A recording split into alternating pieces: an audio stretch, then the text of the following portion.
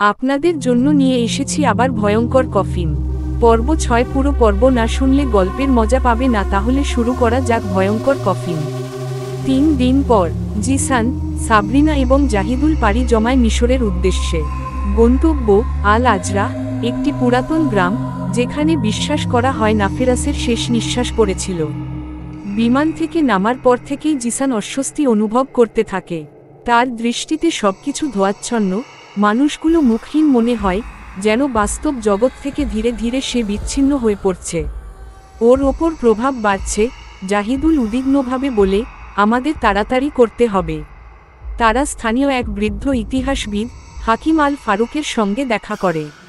তিনি এক সময় ব্রিটিশ দলে কাজ করতেন, যারা সেই কফিন খননের সময় যুক্ত ছিল। হাকিম ধীরে ধীরে বলে, নাফেরাসের কবর কখনো খোঁজা হয়নি, কারণ সে নিজেকে সাধারণ কবরস্থানে দাফন করতে দেয়নি। সে নিজের জন্য তৈরি করেছিল এক ছায়ার কক্ষ, যেখানে আলো ঢোকে না, শব্দ মরে যায়, আর সময় থেমে থাকে। জাহিদুলের চোখে বিস্ময়। আমরা কি সেখানে যেতে পারি? হাকিম কাপা গলায় বলে, যাওয়ার পথ আছে, কিন্তু ফিরে আসার গ্যারান্টি নেই। তবুও তারা রওনা দেয় মরুভূমির গভীরে। হাকিমের দেয়া মানচিত্র ধরে ঘন্টার পর ঘন্টা হাঁটার পর তারা এসে পৌঁছায় একটি পুরনো ধ্বংসাবশেষের সামনে। পাথরের দরজায় অদ্ভুত হায়ারোগ্লিফ, সবচেয়ে বড় অক্ষরটায় লেখা, তুমি যাকে জাগাও সে তোমাকে ঘুম পাড়াবে। ভেতরে ঢোকার পর একের পর এক গোলকধাঁধার মতো গুহা, দেয়াল জুড়ে অদ্ভুত চিত্র। এক ব্যক্তি আয়নার ভেতর থেকে বেরিয়ে আসছে, তার চেহারায় ভয়াবহ ঘৃণা। হঠাৎ জিসান থমকে দাঁড়ায়। একটা দেয়ালে খোদাই করা একটা মুখ, হুবহু তার নিজের মতো, আর নিচে লেখা, নতুন বাসনা সমান নতুন বাহক।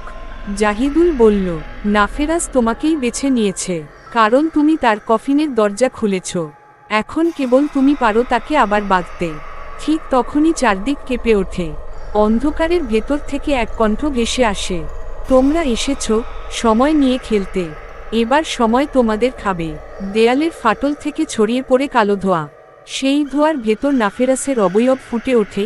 এবার তার শরীর আছে, চোখ আগুনের মতো জ্বলছে। সাবরিনা মন্ত্রপাঠ শুরু করে, কিন্তু তাতে কিছু হয় না। নাফেরাস এগিয়ে আসে। জিসান, সে ফিসফিস করে, আমার ভিতরে এসো, আমি তোমার ভবিষ্যৎ। জিসান কাঁপতে কাঁপতে পেছিয়ে যায়। জাহিদুল এক তাবিজ ছুঁড়ে মারে নাফেরাসের দিকে। আলো ছড়িয়ে পড়ে। কিছু সময়ের জন্য নাফেরাস ছায়া হয়ে মিলিয়ে যায়। আমরা সময় খুব কম পেয়েছি, জাহিদুল বলে, পরবর্তী পূর্ণিমার আগেই যদি তাকে কফিনে ফিরিয়ে না পাঠানো যায়, তাহলে সে স্থায়ীভাবে দেহে প্রবেশ করবে। পিছনে সেই অন্ধকার কক্ষের এক কোণায় পড়ে থাকে সেই পুরনো কফিন। তারা জানে চূড়ান্ত লড়াইয়ের সময় ঘনিয়ে এসেছে।